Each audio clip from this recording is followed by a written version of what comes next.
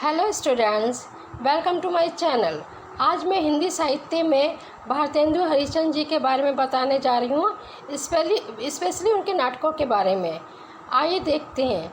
हिंदी में नाटक लिखने की परंपरा का सूत्रपात भारतेंदु बाबू हरिश्चंद्र से मानना चाहिए, क्योंकि इनसे पूर्व नाटक नाम से जो रचनाएं हिंदी में उपलब्ध होती हैं उनमें नाट्य कला के तत्वों का अभाव है। अर्थात जो इससे पहले भारतेंदु जी से पहले जो भी नाटक लिखे गए उनमें नाटक कला के जो तत्व होते हैं उनका अभाव पाया जाता है। हिंदी नाटकों के विकास के परंपरा का अध्ययन करने हेतु उसे निम्न कालों में वर्गीकृत किया जा सकता है। फर्स्ट है भारतेंदु युगीन हिंदी नाटक 1857 ईस्वी से 1900 ईस्वी तक। सेकंड प्रसाद युगीन हिंदी नाटक 1900 ईस्वी से 1950 ईस्वी तक। थर्ड है प्रसादोत्तर हिंदी नाटक 1950 ईस्वी के उपरांत।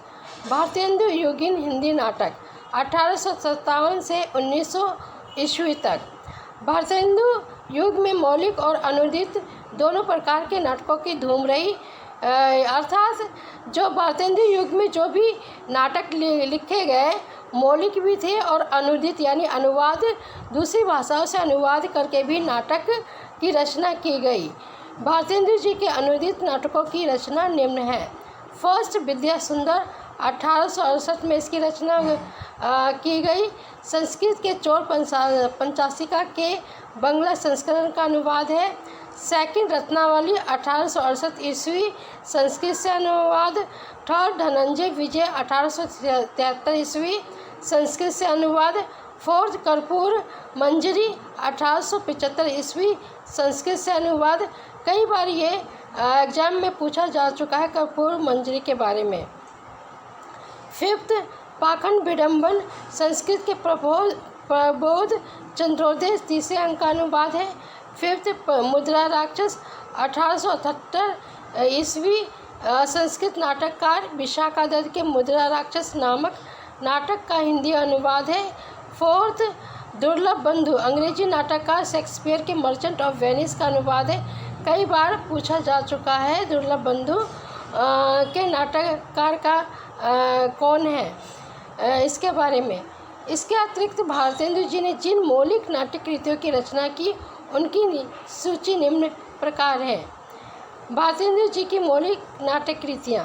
फर्स्ट वैदिक हिंसा न भवति 1873 में उन्होंने इस नाटक की रचना की और यह एक प्रहसन है। सेकंड सत्य हरिश्चंद्र 1875 ईस्वी में ये एक नाटक है।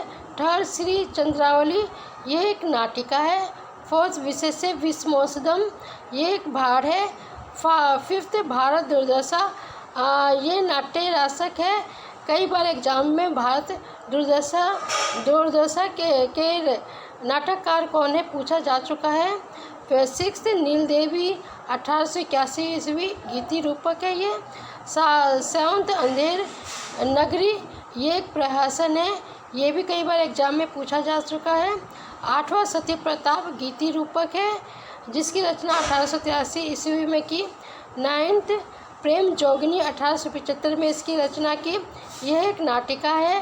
टेंथ भारत जननी 1877 ईस्वी में इसकी रचना की, यह एक नाट्य गीत है। भारतेंदु जी के मौलिक नाटकों के विषय की विविधता है, यानी उन्होंने जो भी मौलिक नाटक लिखे उनके विषयों में एक विविधता पाई जाती है। वे एक ही उद्देश्य पर आधारित ना होकर विविध उद्देश्य रहे हैं। विविधता है उनके नाटकों में। वैदिक हिंसा न भवति में उन्होंने धर्म के नाम पर की जाने वाली पशु बलि का विरोध किया है। तो विशेष विस्मोसदम में उन्होंने देसी राजाओं की दुर्दशा का चित्रण किया है। भारत दुर्दशा में अंग्रेजी राज्य में भारत की दुर्दशा का निरूपण किया गया है तथा नील देवी में भारतीय नारी के आदर्श को प्रतिपादित किया गया है। अंधेर नगरी में भ्रष्ट शासन तंत्र पर प्रहार किया गया है, जबकि चंद्रावली में नाटिका में प्रेम भक्ति को प्रतिष्ठित करने का सुंदर प्रयास है। इस प्रकार हम देखते हैं कि उनके द्वारा रचित जो भी नाटक कृतियाँ नाटक हैं उनमें विविधता पाई जाती है। Please like the video and subscribe my channel.